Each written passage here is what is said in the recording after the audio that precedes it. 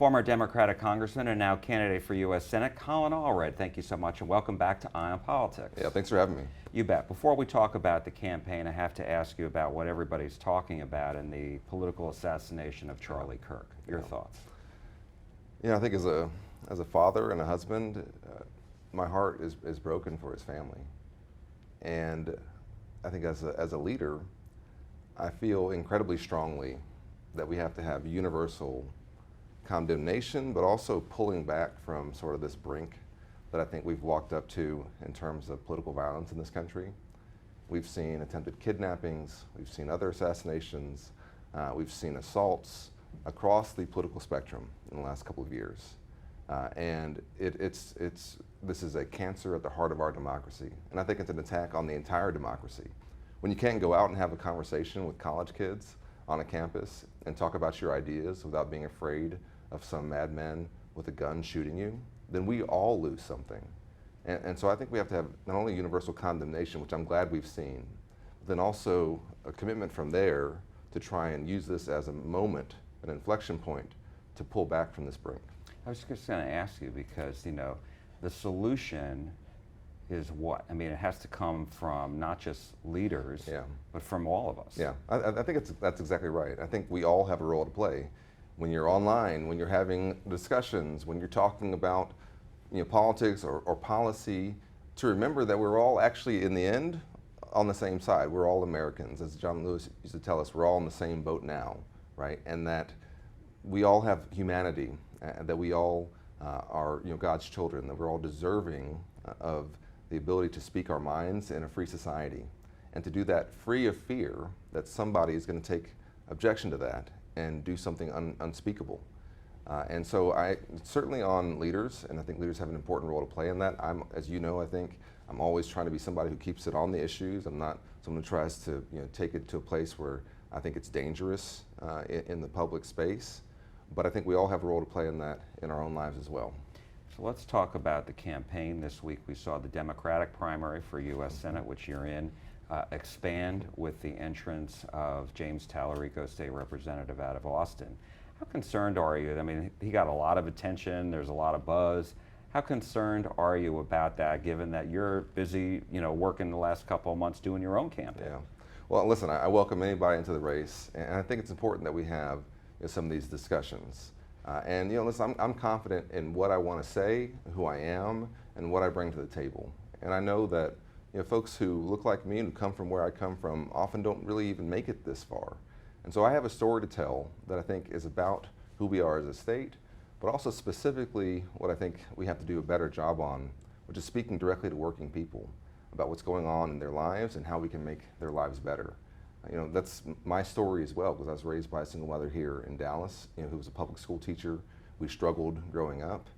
And so I know what folks are going through when they go to the grocery store and they feel like they can't afford everything they need, or when they feel like they're working harder and harder and having less time with their family but not getting ahead. I know what that feels like. I know the stress that brings, and I have plans and also laser focus on how to address that. And so I'm quite confident in myself and what we can do together. And I've really enjoyed going around the state, having town halls all over the state, doing events, and also going to work sites to speak to working people. And that's what we're going to keep doing. It seems like there's a difference this time in your tone compared to the first run. What have you learned, and why do you think those differences, what you learned, are so important now as you continue on this second go? Yeah, well, we're in a different time. We really are, and I think we have, a time where folks are afraid, a time when we are seeing massive unraveling of so many things that folks have come to rely on. I think we're also in a time where in the last election a lot of promises were made to working people, and in my opinion those promises were broken, and instead of lowering their costs, we're actually seeing their costs being raised, and a massive wealth transfer from working people to the very wealthy passed in Washington. And so that makes me angry. And as somebody who's worked in voting rights, who worked in government, it makes me angry to see some of the things that I see happening, because I know whose expense it is being done at. And I think we have to address that. But I'm still the same person who always believes that while we have to have these fights, that we have some fundamental shared values that tie us together as Texans and as Americans. And that's why I think I see folks who tell me, that they voted for the president and for me in the last election. And we saw such a massive difference in terms of the ticket and my Senate race. And so we're going to keep that focus. But I also want to respond to what I know is happening now, because I feel it. I know everybody out there at my events and who I talk to is feeling it as well. And so let's talk about this plan that you unveiled. It's basically what you call unrigging the economy. Well, first of all, what does that mean exactly? Yeah, exactly. Well, I think you have a rigged economy when it's set up in a way that working people really don't have a chance to get ahead no matter how much they do. And what we're seeing is that not only is wage growth being outpaced by inflation, but you're taking away the programs, in many cases, that allow working people to get ahead. When I talk to folks, no one tells me that they want the government to give them everything.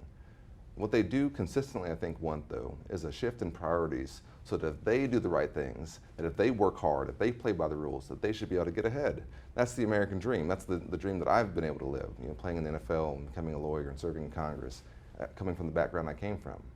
But I think in many ways it's going away. But I also think we should know why, and that we have massive, incredibly powerful interests that are making off like bandits during this time, that we have out front corruption in front of your face in a way that I've never seen in my lifetime. Entire, massive gifts just being given to the President of the United States just right in front of us, or outright corruption in what I consider to be special interests purchasing real action, in the Congress right in front of you. And it's at the expense of working people. And I think we have to talk about this openly, say what we can do to address it, that it doesn't have to be this way. So what are your solutions? Because in your plan you lay out things that you would abide by. And so I'm wondering, walk us through that. Well, there's the commitments that I've made to folks, which is that I've never taken a dime of corporate PAC money, and I won't. That I never traded stocks and believe that we should ban every member of Congress from trading stocks. In my opinion, they have insider information, and it's outrageous that they do. You should know why someone is doing what they're doing and whose interest they're doing it in. And when you're trading stocks at the same time, I don't think that's possible.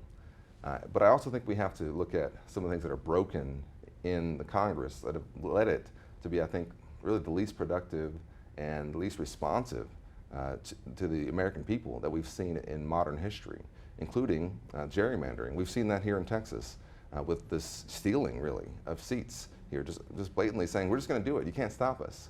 Well, it's possible for us to ban that, and I want to do that. I want to see every state have nonpartisan commissions that draw the districts in every state. Let's get away from this idea of politicians picking their voters. Let's go back to what everybody knows we should do, which is voters picking who represents them. So that's a congressional, a law that Congress has to pass. We can pass that as a law in Congress applying to congressional districts. I also think to a congressional district, right, not to state. Yeah, and listen, there's some constitutional debate around that, and I think that every state should adopt that policy as well. But I know that we're on very firm footing with the Congress. And I also think that the Senate is broken, and that we've seen the filibuster become something that was, for most of our history, used rarely and sparingly, to be something that's applied in every single case. And I think that's actually reduced bipartisan cooperation, because everything's going to be subject to the filibuster. And so there's no interest really in working together to try and find a compromise or a solution. And so those are two steps that I think we have to do to fix the Congress. But when it comes to ethics, I think we have to look at this as a period where we, on the backside of this, we have to pass an entire raft of ethics laws, and that's what I include in the package as well. Just going back to the filibuster on the Senate, you're not talking about ending the filibuster, you're talking about not allowing a silent filibuster, right? So that if you're going to try to filibuster, prevent debate, right, you're saying get on the floor and talk to us. Yeah, I mean, I think it generates conversation in the country. And I think the Senate, and I know, was once considered to be the greatest deliberative body in the world.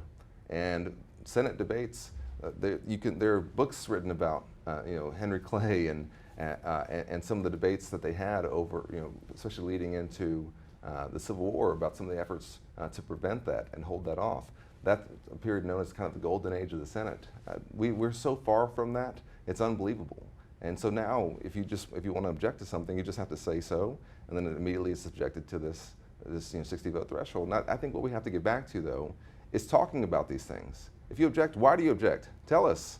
And then while you're objecting, we'll learn more about what your objection is. And it generates discussion in the country. I think it generates discussion in the Senate. And I think it's actually what the original intention was. So let's go back to what you had said initially about your campaign, which is lowering costs. Yeah. So how does unrigging the economy in your plan actually lead to lowering costs for Yes. people? Because some of the things you're talking about are concrete, but some of them are also abstract. But how do you get it so that you're tying one to the other so that people can actually see lower costs, tangible results? Well, when I think about lowering costs, I think about the areas where I know that we can help working people. To me, that's housing, that's child care and elder care, that's health care, that's the cost of education. These are all areas where I know we can have concrete steps, and I have concrete plans for what we can do to lower folks' costs and to give them a chance to get ahead. Right? But what we see often is that special interests will swoop in, that the corruption of our current system that I think allows for them to basically purchase votes in the Congress to influence it. And so in order to fully address and to fully unrig what I consider to be a rigged economy, we also at the same time unrig our democracy. And so I think they go hand in hand. And to me, it's all about putting power back in the hands of the people and having a more responsive government, one that is their top interest is what's in your interest, not in their own pocketbook, not in some special interest pocketbook. That's where we are right now. And I've had enough of it. I think it's gotten completely out of control. I've seen it up close, but I've also seen it get much worse even in the last few months. I can hear somebody in my head watching this say, well, you were a member of Congress. What did you do to prevent all this? Yeah, and I voted for many of these things that I've talked about. Unfortunately, in some cases, we weren't able to make it law. When I'm in the Senate, we will be able to. And I think we have to have an understanding and a broader discussion that we all have a role to play in ending what has been a completely out of control and corrupt period in our politics. And so we all have a role to play in demanding that and saying that we're going to make that a priority in our elections. We're going to require that if you're going to ask for our vote, that you meet certain ethical standards, that you have a history of doing that, that you've shown that you have the integrity to do that you have the plans to address it. That's what I'm putting out there. And so, yes, this is something that I want to lead on, but it'll take all of us together demanding it across multiple levels. One thing that, as I was looking over your plan, unless I missed it, that's not in there is term limits. What's your thought about that? Yeah, I've always been sympathetic to it, to be honest with you. But I've always thought that it's something that has to come after you've done some of the first steps, which make it so that you can have a more reflective election, right? And so to me, when you address voting rights, and you expand that mix so that folks can vote, and you don't have gerrymandered districts, when you address campaign finance, you try to get dark money out of our politics and not have special interests purchasing elections, then you make it easier for, if you want to see somebody who you think's been there too long, to be able to replace them, then it's easier to do so, right? And that to me is the first step in this, is that, I certainly think there are some folks who are staying there, staying in office way too long. This is not an interest that I have, but I think that what I also have seen is that there's times when that experience can matter. And there are people who maybe are at an advanced stage of life, but are still bringing something very important to the table. And I think of John Lewis as a great example of that, who even towards the end of his days was an incredibly important voice in the Congress. And every time he stood up and spoke, everybody listened. And his experience was something that we all benefited from. But he was also still doing the job. He was still sharp. He was still able to do the job. And so to me, we have to address the feeling that many people have, which is that if somebody's there and they're not doing the job, that you can't get rid of them.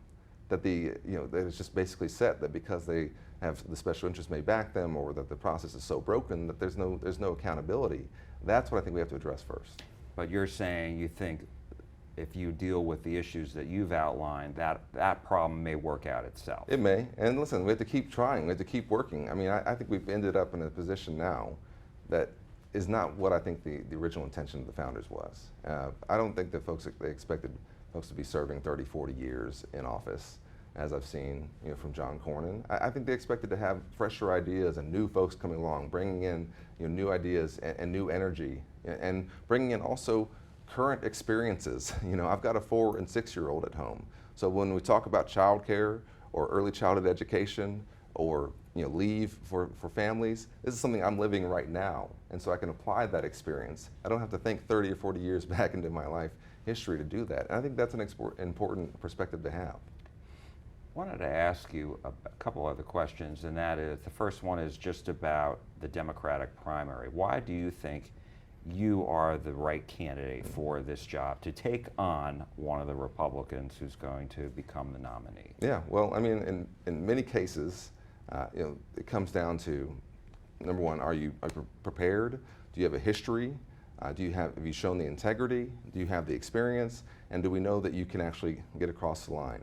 I'm leading right now in most quality polls against the leading Republican candidate, and this is something that we should talk about. But also, I know exactly what needs to be done.